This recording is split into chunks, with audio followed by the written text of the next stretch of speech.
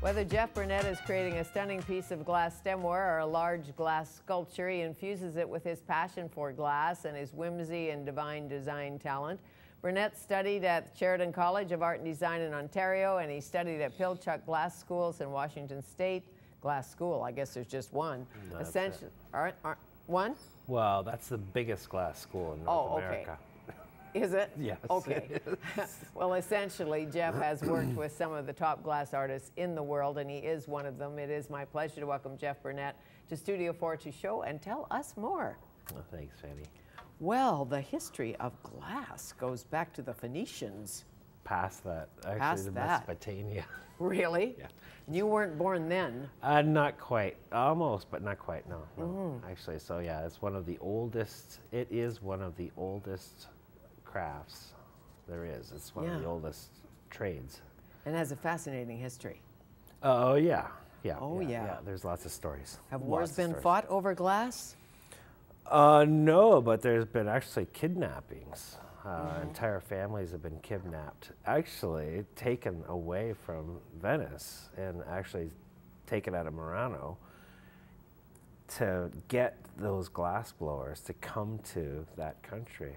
So they would actually kidnap a whole family, and if the glass blower didn't move and show them their secrets, they wouldn't get their family back. You see? It's a dangerous business you're in. Well, actually, it is dangerous. Yes. Well, I'm thinking physically dangerous. I Expensive can't and imagine. dangerous. I've watched artists blow glass, and I just don't even get it. The heat and the kiln and all of the tweezers and the equipment. So you take a little sand, you take a little silica and a few chemicals, and you heat it up. Yeah. It's not a big deal. Tell me how you learned to do this. Where you started? I started actually in high school. Well, seeing a film in high school, and that's what got me interested in it. But to learn, I actually started as an apprentice in Calgary in 1979. And you have to really want to do this, like really want to do this. So first day? The first thing that I did, it was I spent probably about 6 weeks helping a guy build a studio. And it was just a nightmare. It was a hard job. And then he said, okay, come to my house and I'll show you how to blow glass. So the first thing was watching him do something, make a little marble that took literally about 5 seconds.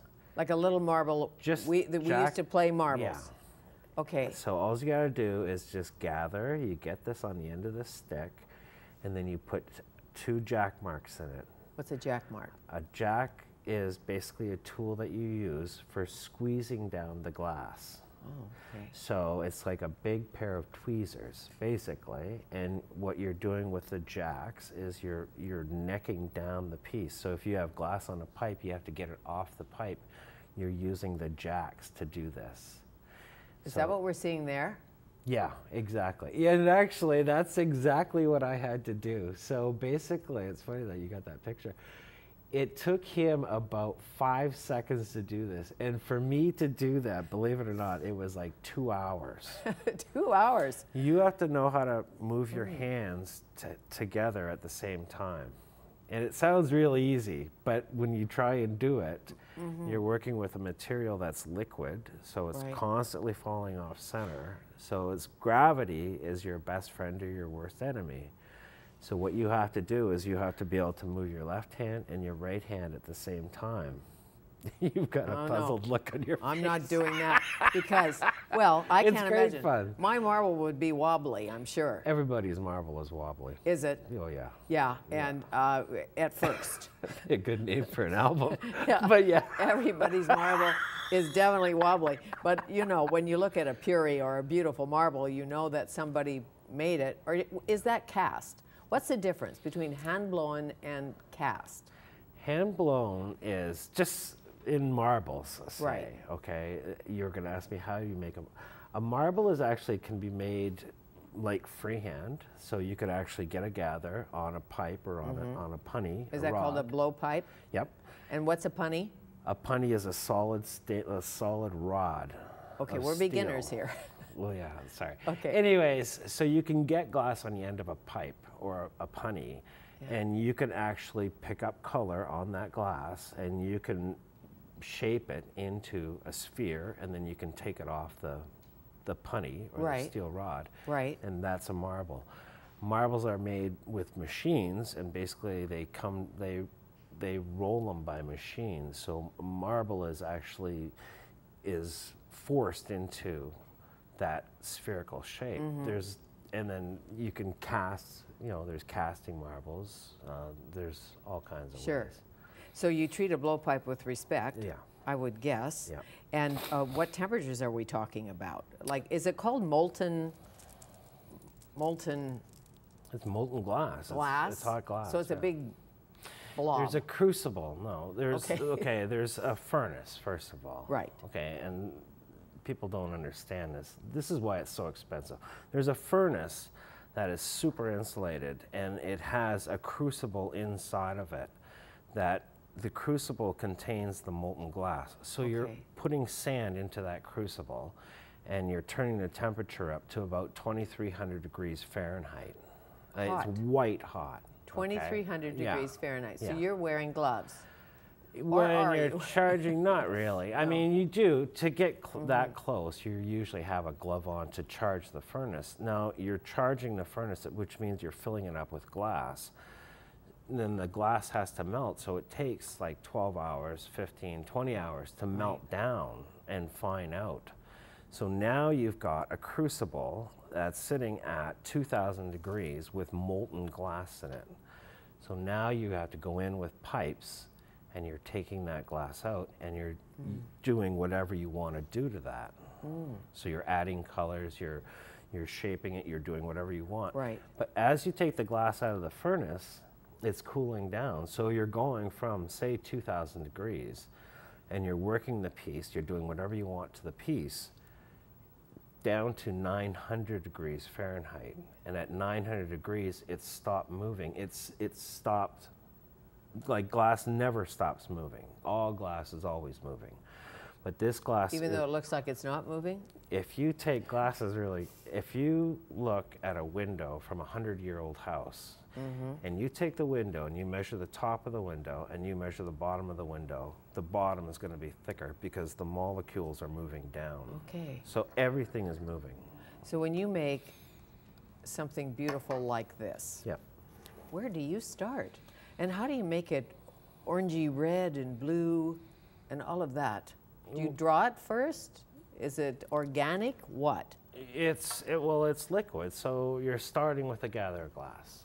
So in this case is a gather, and all I did was I put the bottom of that gather into blue frit or blue glass. So frit is color, which is basically glass. Right. And then you pick up the frit, which is the blue. Right. Then that gets blown out, and it gets stretched. I put a jack mark right here, so you've got, this is still on the pipe. So this bubble is blown out, it's stretched, I've got the color on it, I've got the jack mark in it. Right. And then once I get the bowl done, then my assistant would bring me a stem. So she would get clear glass, she would roll it in red frit, and then we would attach it to the bottom of the bowl, which is still on the pipe, and then I jack down a mark here, and then I pull that stem. Now once that's done, you have to keep the piece hot, like warm enough. It has to be all in the right temperature. The foot is gathered, it's squeezed out, and then after the foot is done, then you have to take the piece off the pipe, or you have to punny it up. So you take a rod with glass on, you stick it to the bottom of the foot, you knock it off the pipe. Now you've got an open end at the top. So that has to be heated up, and it has to be opened up at the very end, right? Yes. But at the same time, the temperature is critical throughout the whole piece. If this foot gets too cold, it's going to crack. if the lip gets too cold, it's going to crack. So there, you have a temperature that you have to work in. I see, so temperature sensitive. So now, Very. as we graduate, and I assume we graduate to this, tell me what... Not quite. Let's do a couple more paperweights. Do we do a few paperweights? Oh, and a bowl or two. Well, yeah. Okay, let's do a bowl or two, and then let's make that. Tell me about that. The bowl or the gun? The gun. I started making ray guns about 1989, and I started collecting toy ray guns at about the same time. So I've got about 400 toy ray guns in my collection, and some of the oldest guns, and I didn't bring any here today. But so the toy ray gun is really the muse, if you will. Yeah. Sort of, or maybe your sci-fi background, or well, I mean, all those comic books you read. I don't know. It was all the B movies. B movies, that'll work. Yeah. So basically, it was just from seeing all this stuff on TV, and I started collecting toy ray guns, and I started making glass ray guns at about the same time, and the glass ray guns have kind of progressed into, you know, something that's... It's so beautiful, and I think people collect these. I read people collect these all over the world, some famous, some not. Yeah, like the most fun was Pam Melroy, who flies the space shuttle. Really? Did she take one into space? She wouldn't do that, but she did. Like, we started emailing back and forth, and finally I realized who she was, and actually it was kind of interesting. But she wanted to buy a gun for her husband, right? Right. So I don't know if she ever got it into space, but... Well, it's a good gun. Oh, yeah, You know, I know they're all... I mean, no, these are pretty guns. Well, it's... that really can't shoot. No, it's all about fun, right? Happy rays, you bet. And then the stand and the metal, working the metal with the glass, that must be not so easy. It's kind of fun. Like the metal, they're found parts, found components, right? And I just find these things, and I've incorporated the metal into the glass, and so the glass is blown. It's made to fit the metal, and then everything is put together at the very end. Okay, is it easier to make a smaller object or a larger one? Well, or does it depend on the object? It's always going to be easier to make something small. If Really? you came to me and said, Jeff, I want to buy a piece of glass, then what's your budget? Like, I can make you something for $20, or I can make you something for $200,000. The smaller it is, or the bigger it is, and the more complicated it is, the more it's going to cost. Well, I like the $200,000 idea. Yeah. Sure. Well, we did Call my driver. Maybe he could. Yeah, okay. Maybe he could rush over and pick up a tiny piece. Oh, yeah, okay. What do you think? So this, because it's opaque. Yeah. Is that the right word? The glass word, opaque. Yep. Is that harder to do? Do you have to be more of a craftsman, more of an artisan to put that together than to do something clear, or does it matter? It doesn't really matter. Doesn't the color, matter. No. And some colors are harder to work with than Really? others. Like? Well, like red is a harder color to use, and it's also more expensive. So red is basically, some reds, they actually use gold. Okay, so when you sign this, and I'm assuming you sign all your pieces, right? When do you do that? No, not until the very end. Not Very until end finish. with usually a Fordham, flex shaft. It's almost like a dental drill, and it's, I mean, it's engraved. The signature is actually engraved right into the piece, right? Okay, because I know when you're buying glass, your kind of glass, you look for the signature to make sure it's a real Jeff Burnette. Yeah. Right. I hope nobody's copying this stuff. No, you know don't too want many a people that are fake making ray gun. guns. No. Not a chance. So all of your beautiful work at the Circle Craft Cooperative Shop and Gallery on Granville Island until July 5th. And we can buy your work too, Oh, right? yeah. Everything is for sale. Okay.